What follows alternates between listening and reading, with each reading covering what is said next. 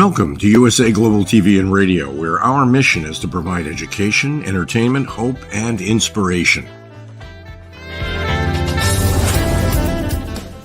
USA Global TV and Radio connects you with experts and audiences all around the world every single day to help you succeed in business and to live a richer life.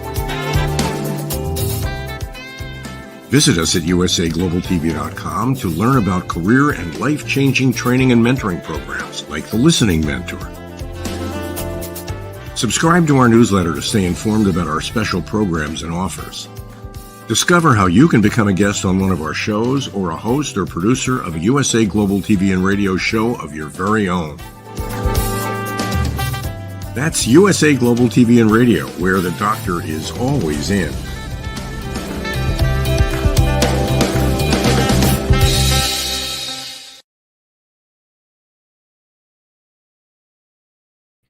Hello, everyone. Welcome home. Welcome to USA Global TV and Radio. I'm Dr. Jacalyn Kerbeck, and our show today is A Woman's Prerogative. We're going to be talking about how we protect our energy and how we keep the fire engines from ruining the broadcast.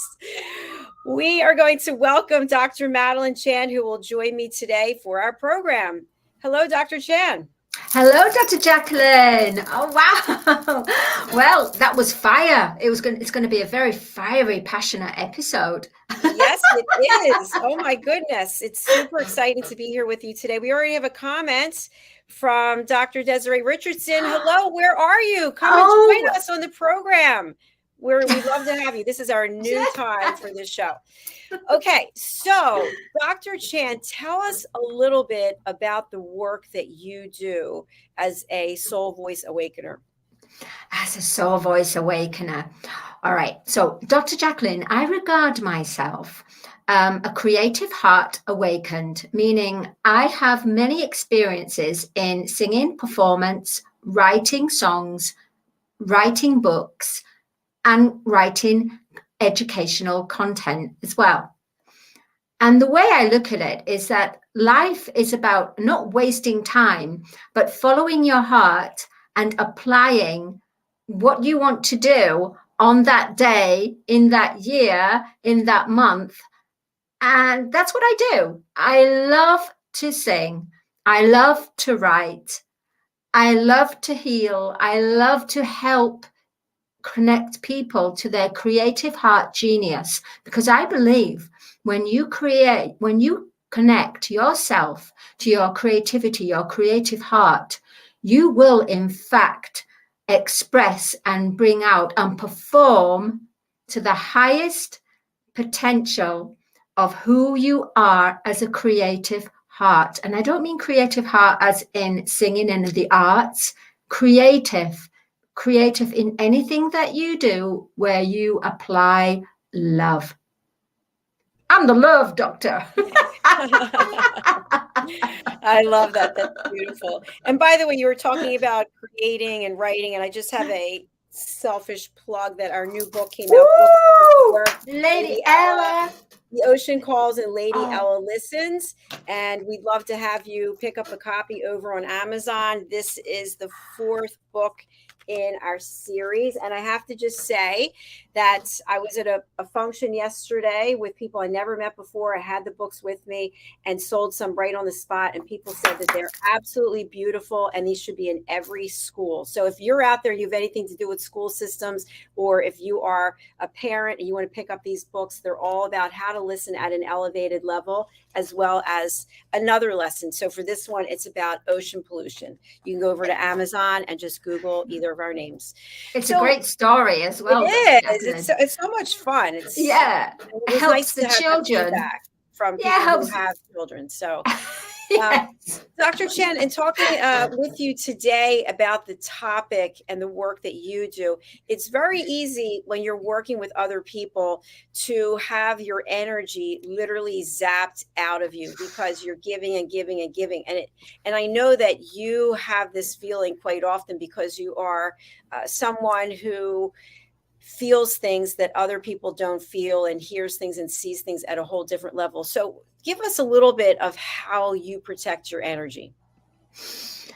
How I protect my energy, let me just take it back a little bit in the way that in a 3D perspective, in real time reality, what I used to do, I used to drink a lot and sleep around a lot. Now, the thing is, if you sleep around, then not only can you contract certain diseases, which is a manifestation, it will manifest, but also there's the hidden part of the energy, which what it does, you end up picking up everybody else's energy. So the person you slept with, the person they slept with, and it all conjures up into the one person, which was me. And it really leaves you absolutely, it leaves you ill. It leaves you where you don't know who you are anymore. You don't feel like you're in your own body anymore. So it's important, when I started waking up, to protect my energy, I started to think of myself as this sacred temple. And this sacred temple, only the chosen ones with the golden key are allowed to come in, and they've got to get the code. They've got to crack the code. Otherwise, they're not coming in. That's how I protect my energy, as far as, which is really important. It's very vital, especially to the younger generation right now, who just seem so lost and drinking and sleeping around and everything. And they don't realize that the amount of how damaging it actually is to the auric field, the auric energy. Thank you for your transparency and for being so candid with us. So when you were in this other mindset, when you were in this other energy, would you say that you felt it was a lower vibrational energy? Yes, it was the drink. The drink obviously was the catalyst. It was something that I felt within myself, where I felt low self-esteem. Therefore, the drink amplified that low self-esteem and almost put a mask on me, where I became absolutely desirable to anything and anyone. And I would give myself to anything and anyone at the end of the night. So it was definitely a low vibration, but I didn't realize that. You don't realize it's a low vibration, because while you're in it, you don't. It's only when you remove yourself, you detach yourself from it. That's when you realize, oh my gosh, what was I doing? Oh my gosh, I can't believe I did that. What on earth made me do this?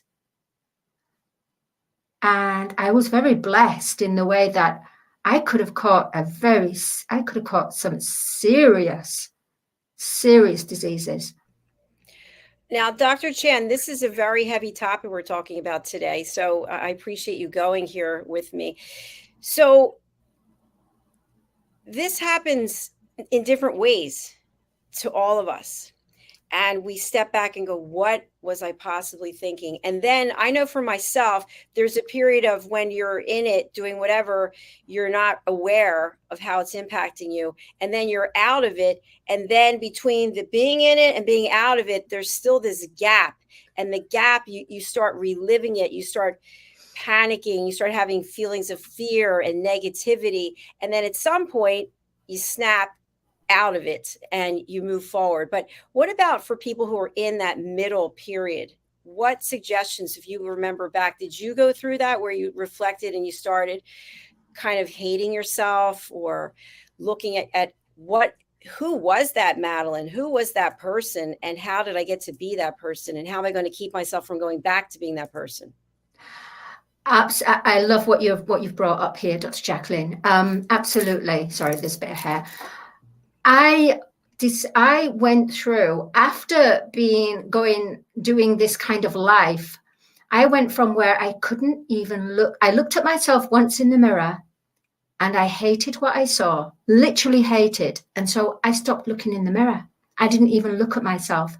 I didn't even make myself look good. I didn't wear makeup. I didn't even, where you normally put your perfume and your lotions on and personify your beauty. I did not want to know about beauty at all. And I actually removed myself from the work of being a singer and a performer and a writer. And I went to be a teacher, where I was looking for the confidence in my students.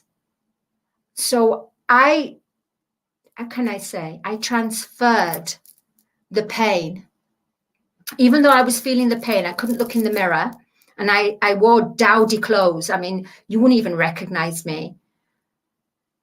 And then I went to teach, not having the attention, but putting the attention on the students, on my students. So that's how I eventually got myself removed, detached completely, and wasn't the center of attention, became the teacher.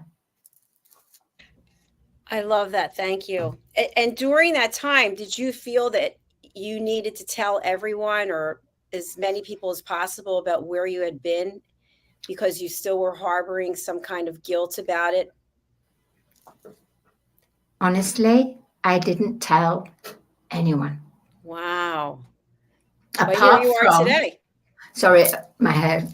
Apart from my the guy that I lived 5 years, where I was making the transition, and bless him, he said, you need to come away from all this life and come and live with me on an island.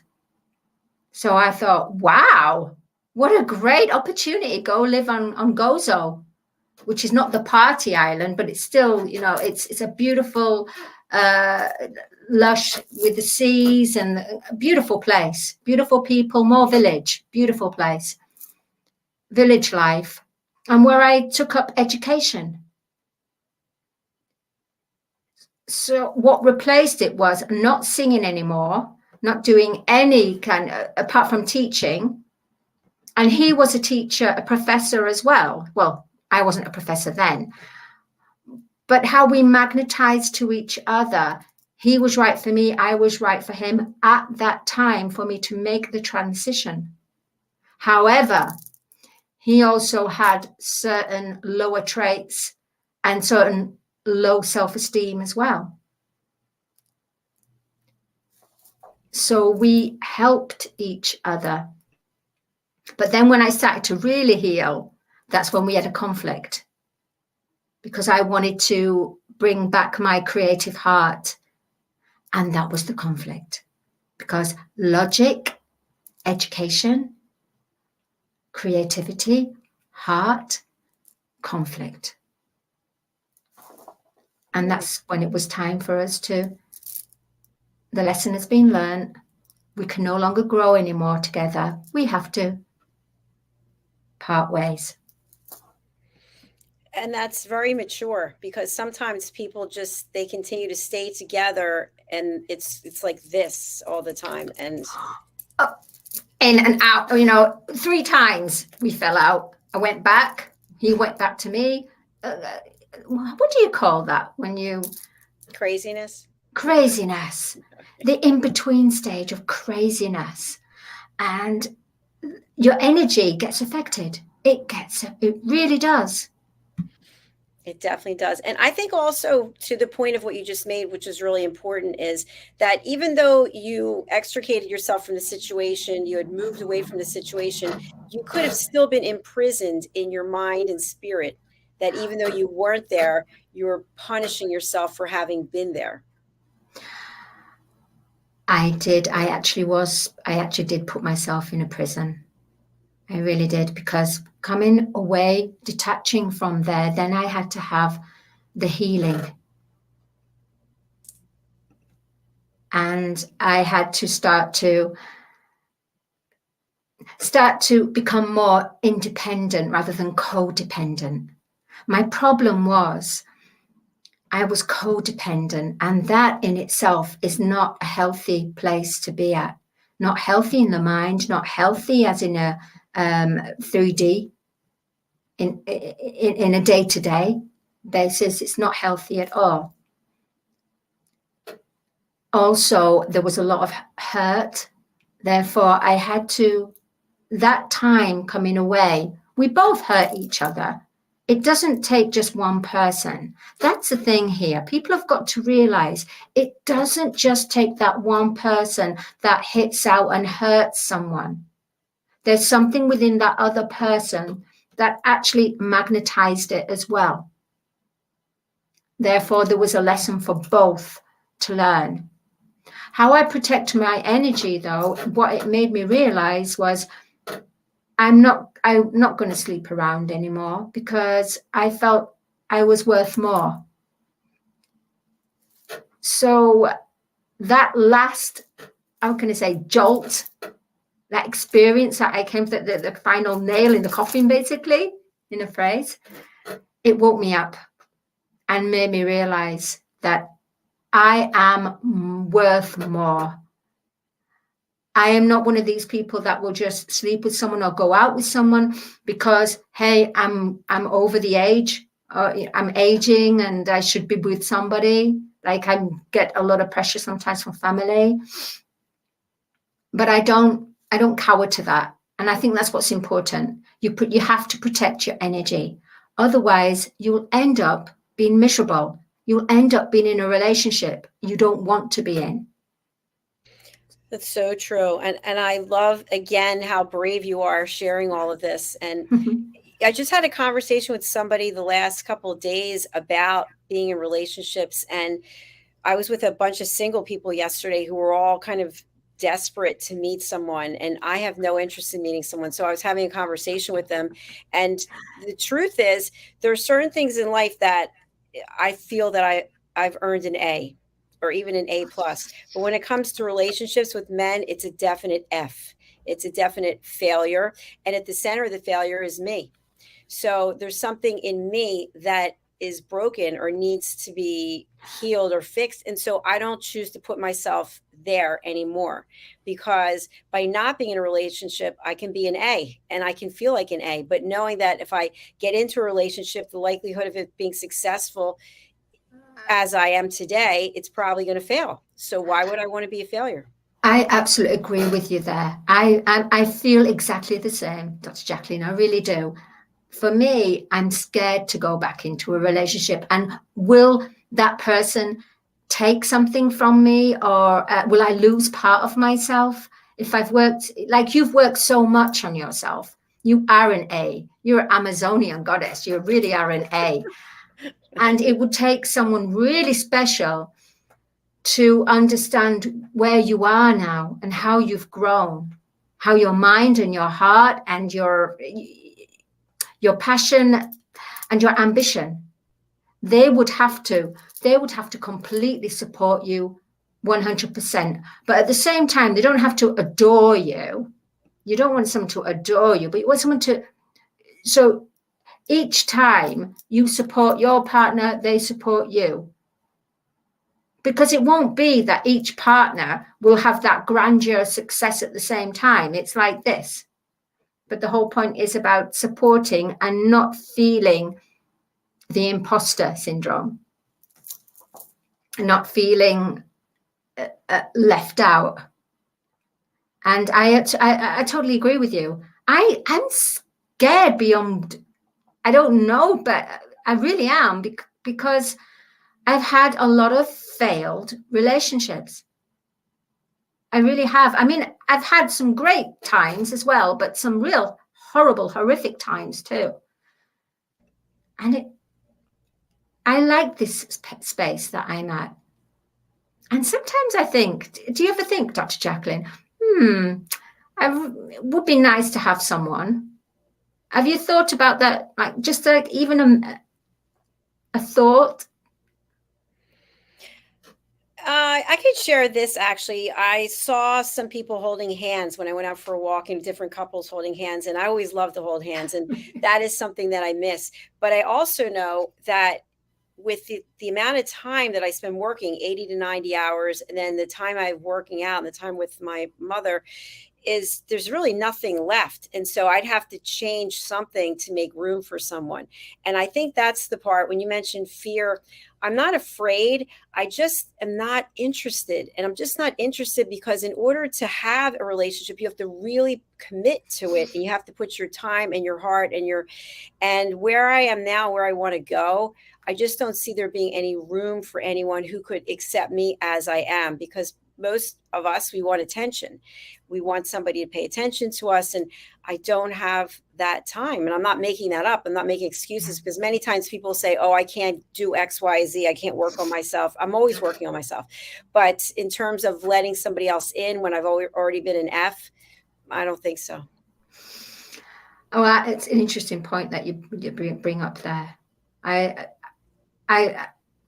It's really difficult. It's a difficult situation. It really is, because you would lose yourself. But if you have what you call a soulmate, the soulmates are there where there's no mess, there's no lesson. It's just living in the now and having this childlike essence, and then experiencing things together, traveling, supporting, loving. So we have karmic relationship and we have soulmate. And I believe all of my relationships up till now have been karmic. I think sometimes you meet someone that's a soulmate, not necessarily relationship, but not romantic. That's a soulmate too.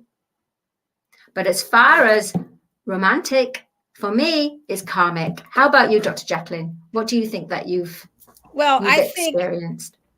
I think you can have a soulmate and the timing is just not right. Or you may never have a soulmate. And I think there are a lot of, if you think about the relationships you've had, and I think about the relationships I've had, some people have been with the same person for their whole life. They've been with two people in their whole life. And so when you have more relationships and you have more experience, that could be the equivalent of 100 years. Yeah. And that's soulmate. That's actually, you're right. I'll take that back. You're absolutely right. Yeah. Because how about, was it baby boomers?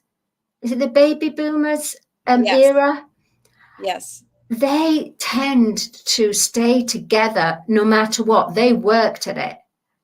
They protected their marriage. They protected the vows they took at all costs.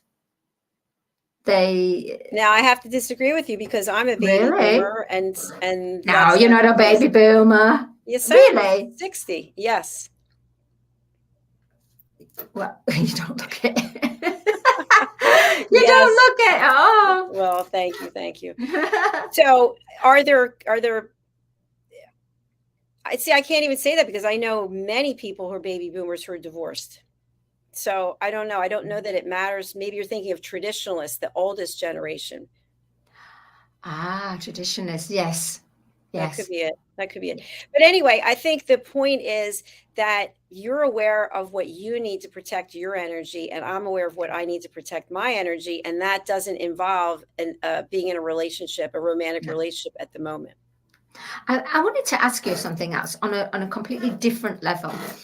When you have an idea of your business or a project, not legally, but how do you protect your energy? How do I protect my energy? Well, I do a lot of walking, and I usually walk twice a day, and I come up with a lot of great ideas. I think they're great ideas. And then I immediately want to go and implement them. And so, for example, with the books, right? When we first started this journey on the books, that was something that just had to be put out there as soon as possible, because I felt, and I know you feel this way, Mariska does, that helping children learn how to listen is really important. So my goal was not protecting my energy so much, but protecting the ideas. And getting the books published so that they could get into the hands of parents and people reading to children. Does that make sense? Yes, yes, it does. So from a business structure, organizational skills, legally as well, protect Yes. But in terms of energy, to answer your question, what I've gone from, I've had a huge change in my life. I used to be needing people's approval. So if I had an idea when I was in corporate, I had a lot of things that I did as side jobs, side gigs, because I was always interested in learning new things. And, you know, for example, I worked as a makeup artist, and I know you know that I worked on the side as a makeup artist for a number of major brands, and I loved it. But I got a lot of flack at home because my dad couldn't understand how I could have a doctorate and be working in a full-time career, doing really well, and then working at night and on the weekend doing makeovers for $10 an hour. And it wasn't about the money. It was about the experience. It was about the creative side of being able to help somebody feel better by helping them with their image.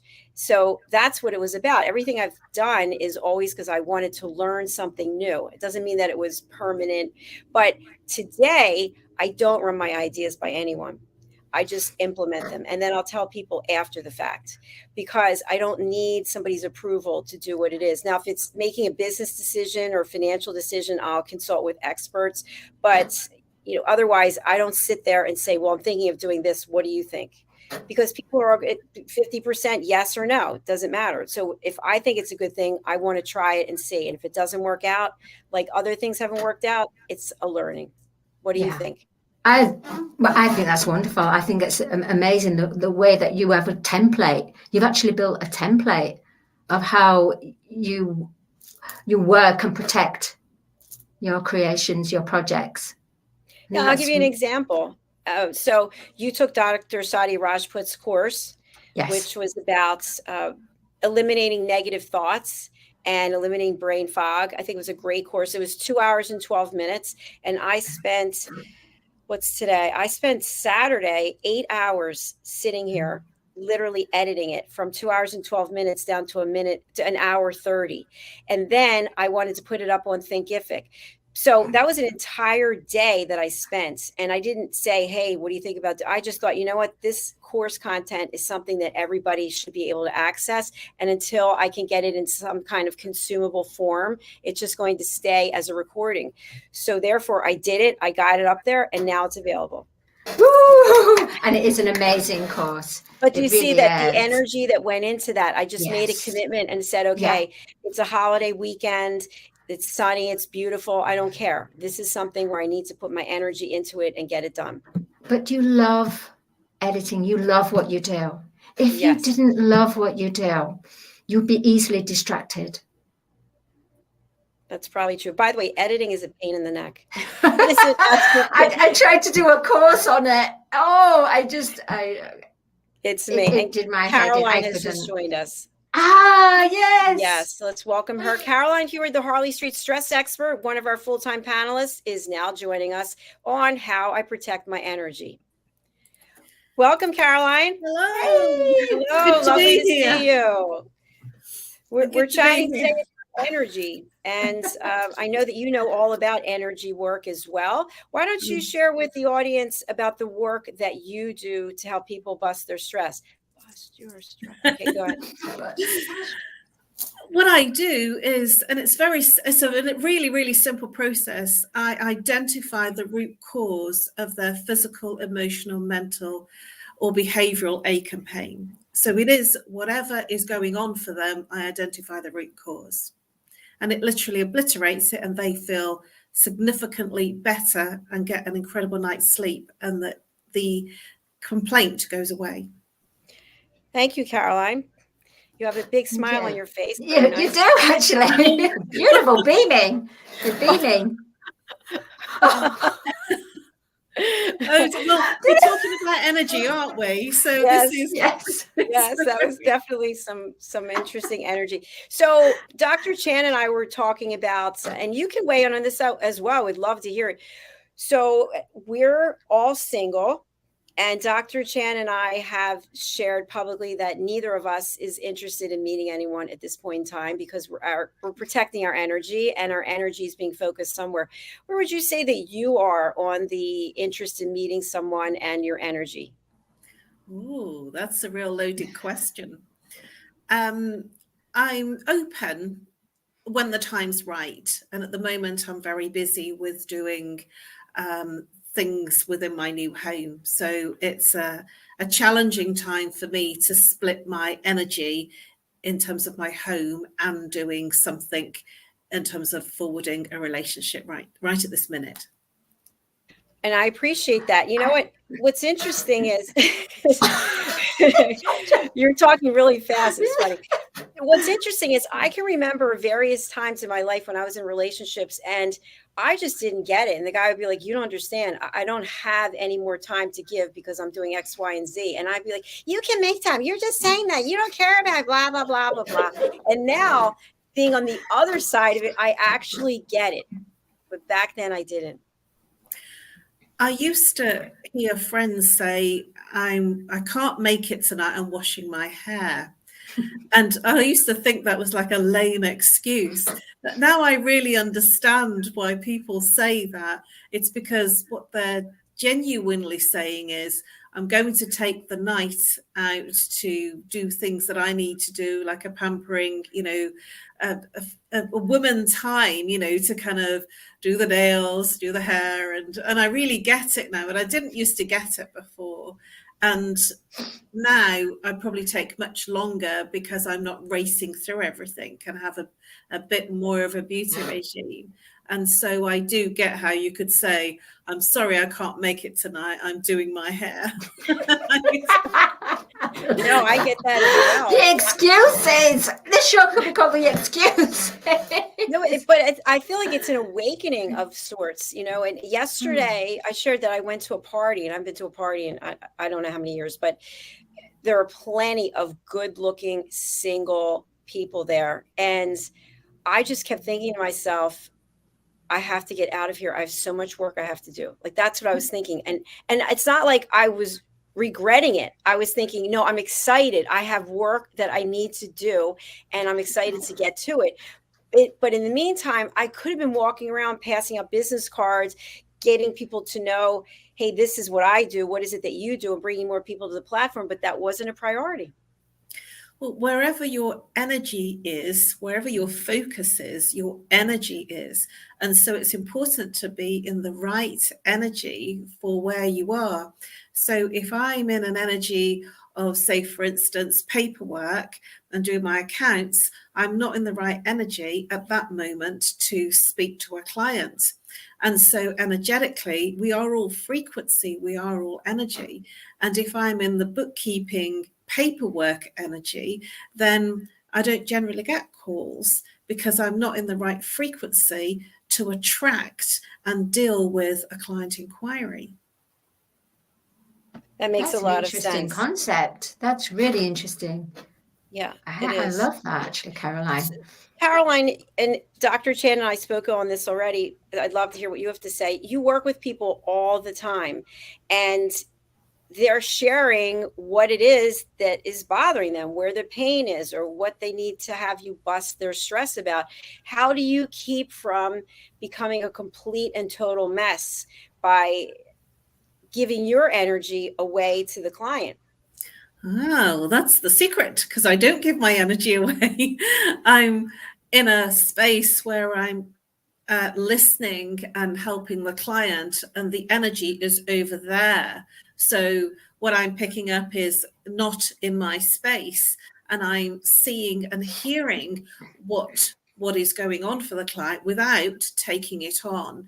And a lot of therapists and consultants, they've not been taught how to see, feel over there without taking on somebody else's stuff. And so, yes, it's a skill. And I'm very proud to say that the training that I've had and the people that worked with me always informed us that it's right to feel, just not right to feel it on us and take it on to let us drain, because we can't be any help to the person if we take on their stuff. It's very true. And it's an important lesson to learn. I know when I first started coaching, there were times when I was literally sobbing. Or even times when I was hosting a TV show and the guest was crying and I could feel myself, I was going to fall apart. And finally I said to myself, you are the professional. You are here to bring value and you need to get your emotions under control, because otherwise you're not able to help anyone. And as hard as it's difficult, because when you lead with your heart, you feel it. But when you're being paid to do a job, or when you're in the public domain, you have to find a way to release that energy and focus on the work, the mission. It's there's a very simple way of connecting through emotion without feeling it too greatly, so you can connect and you can feel, because it's important to have that energetic connection. And then it's important to keep your energy clear in order to be able to help them. So it's completely okay to feel if they're feeling emotional. I've had, that I can feel, because I actually say to them, I feel your emotion. I can feel where you are, which is a good skill to have without taking it all on, because then you're much more appropriate to handle what they need. And then you're giving them permission for them to feel what comes up for them, for their release. If the other way around it is, if you become too empathic, you're not sure whether you're taking on their stuff and then depriving them of their own personal release so that they can get rid of the issue that they want to get rid of. It's no good you taking it on and then getting rid of it for them, because they won't know what to do next time. That's true. That's true. The lesson is not learned, is it? Yes. Oh, sorry, I didn't hear you speak. I was going to say, you feel a lot of energy, and a lot of things that happen affect you. Can you talk a little bit more about that? Yes. Yeah. Did you say Dr. Chan or Caroline? Yeah, that's right, Dr. Chan. Caroline. For me, I feel if there is a low density about someone, they don't even have to talk. I just sense it. It's just a feeling of sensing. So what's important is every day, every morning before I step out of the door, I have to protect myself. And whether I ask the angels to bring angels for protection, to protect me, or I ask Archangel Michael to come and protect me, because I'm spiritual. Another way is I imagine a golden light around me. And in the golden light, I put on these really fantastic clothes. So even though I put on my physical clothes, I have the unseen clothes. And it might be a dress, it might be trousers or a blouse, but I make sure that I dress in this as protection, and then I get dressed. So I know that when I'm outside, the energy that is thrown at me, where they throw like arrows, I imagine arrows being thrown, and they bounce off me.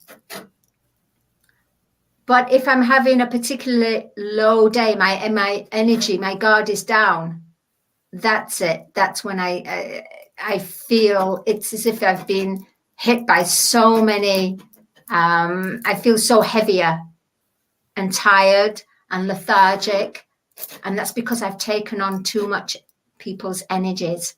But if you do a protection, then it just bounces off. And I've had to do that because I've been in extreme situations in my past, working in the underground, working in working around people that I would say live a crime life, living in crime. The underground of women that sleep around, but as a business. Drugs, all this, drug barons, drugs.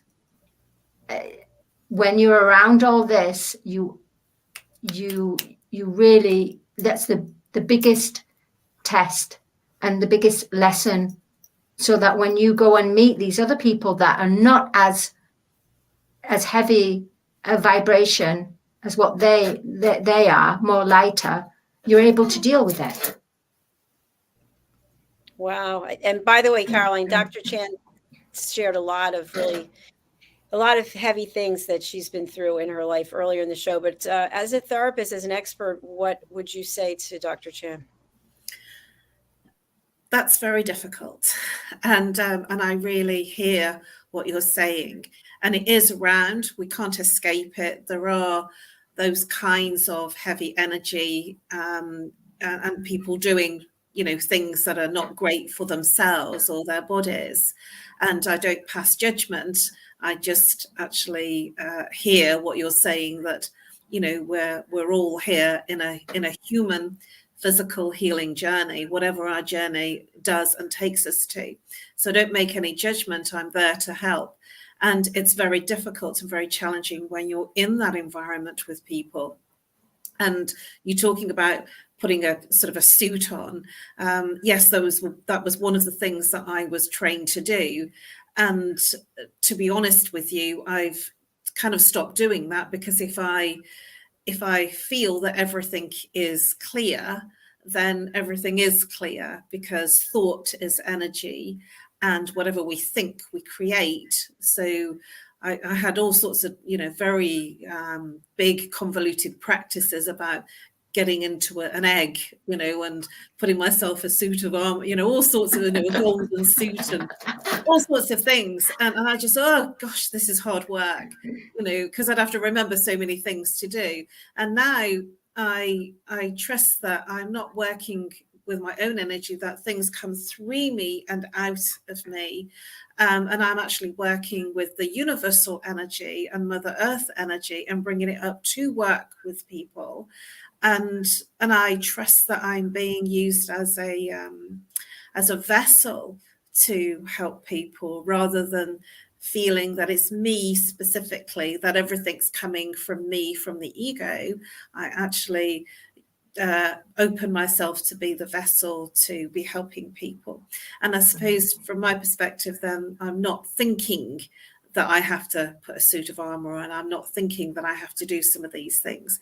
And so a lot of those dark energetic activities generally kind of, you know, they sort of pass me by. You know, they might be there, but it's like sort of they don't sink, you know, they sort of go like this. So I don't tend to get into it. It is there. I just don't get attracted or get into the dramas of that dark energy. And it's because of the way that I live that I manage to skirt around it and help the ones that need help in the time that I do. I agree with you there, Caroline, but I also agree that everyone has a different, like, soul contract. And for me, I'm there to help trigger these darker energies so they come up to the surface for them to be cleansed, purified, and released. And that's exactly what I was saying. We have different journeys. Yeah. You know, and my journey really has been healing, helping people with what I've suffered with, which is corporate stress and bereavement and relationship issues, intimacy issues. And we are what I feel that we become the vehicle of what we've healed ourselves for others. And so it's very difficult for me to talk about things that I haven't actually experienced myself or be able to help somebody with. So it would be very difficult for me to help somebody with an alcoholic problem or a drug problem per se, because it's not where I've been, and it's not really where I've been around enough to understand. I've lived in environments where it's kind of the effect, but not actually in the environment of the taking. And we all have our own personal journeys of what we can actually help with. And so mine has been more stress, depression, anxiety, which is probably the softer stuff, to be honest. You know, and you're there for the much heavier stuff. So you're having to use all these angelic guardians because of going into that very dark realm. Thank you, Caroline. I really, honestly, your heart just spoke out when you were speaking those words. Your transparency just honestly really touched my heart. Beautiful. Thank you. It was. Thank you. Yeah, one thing I'm going to close with, our next show is coming up, but what I found that's helped me, and I really wasn't even aware of it, was prior to, I guess, 2 years ago, everything, all my thoughts would be kind of convoluted and they'd always be there. And now when I make a decision, it goes into a box and that's it. I don't go back to the box. And that I think is more about what men typically do, based on a show that I saw about a man's brain. They have compartments for everything. And that's pretty much what I do. And that's how I keep my peace and my sense of moving forward, because I'm not going to go back and revisit. Whether it's the right decision or not, that's the decision. So Dr. Jacalyn, you close the door. You close it. If you think of it like a wardrobe with the drawers, you close it and you never open it again. You never reactivate it. No, I put the time in to make the decision about it. I keep the emotion out of it, because I used to make everything was based on emotions and feelings of inferiority. It was like lower based feelings that would drive the decisions. And now I separate that and I put the time in, I think about it.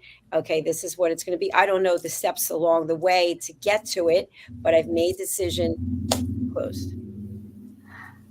It is masculine to do that, and it's very good. And it means that you're focused on the decision and making a decision in terms of the right thing, looking at all the aspects of it. And it's called, I would call that being source energy over your decisions. And a decision is essentially when we decide to do something, then it happens. But if we're going backwards and forwards and having the conversation of something that we decided on 2 weeks previously and changing our minds, then that energy is backwards and forwards. So it causes a distraction and then nothing gets done. And so what you're describing is you've looked at all the aspects of making that decision. You've made a decision, taking the emotion out, which is beautiful, because when you take out the emotion, then you're not being swayed by what's right or wrong, or my heart says this and my brain says that, or when you're not doing that work in different parts, then you can go forward saying, I made a decision to sell up and move, and when I made that decision, everything collided to make that happen. But it wouldn't have done if I was going backwards and forwards and I'm not sure, I want to stay in London, or I like my lifestyle. And I think that was where it probably was for 2 years, because I was a bit attached to my lifestyle in London and my friends. And then when I let go, everything seemed to move and I found the property and everything became in alignment with my decision. I was going to say, if I can just add a little bit onto that, Dr. Jacalyn, I also believe you put in your feminine energy, because the feminine energy nurtures.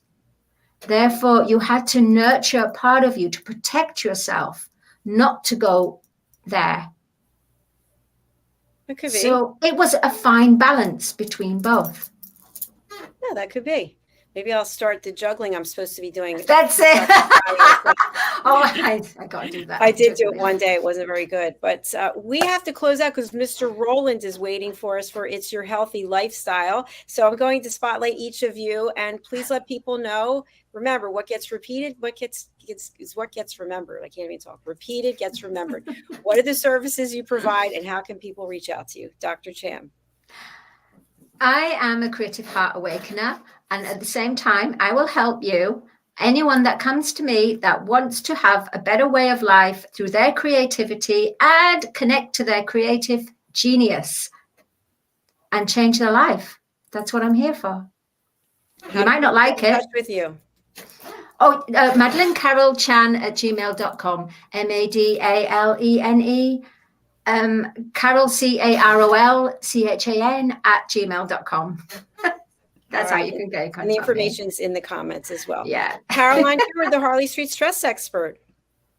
I help you literally bust your stress. So if you are one of those kinds of people that turn around and say, I'm not stressed, I would ask you to say, what are you complaining about? Because whatever you're complaining about is your stress, whether it's your relationship, whether it's sadness, loneliness, heartache, whether it's physical, emotional ache and pain, whether it's just that you don't sleep, whether you feel stressed all the time and you're saying that you're feeling stressed, or whether you ache and pain, neck pain, back pain.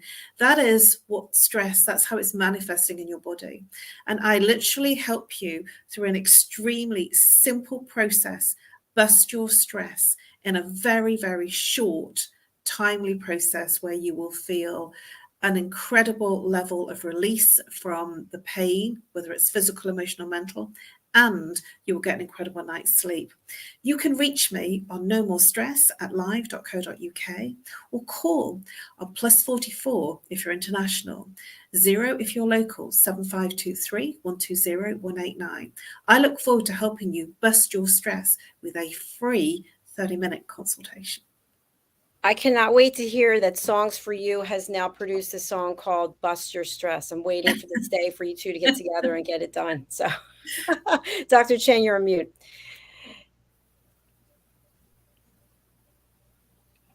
As I say, it has to happen. It's got to happen. Bust your stress. Bust your stress. All right. We are busting out of here and coming back with It's Your Healthy Lifestyle. So thank you so much for joining us. We look forward to seeing you there. Please subscribe to our YouTube channel, which is USA Global TV and Radio. Bye, everyone. Bye. Bye, Dr. Jacalyn. Bye, Caroline. Bye, everybody. Bye.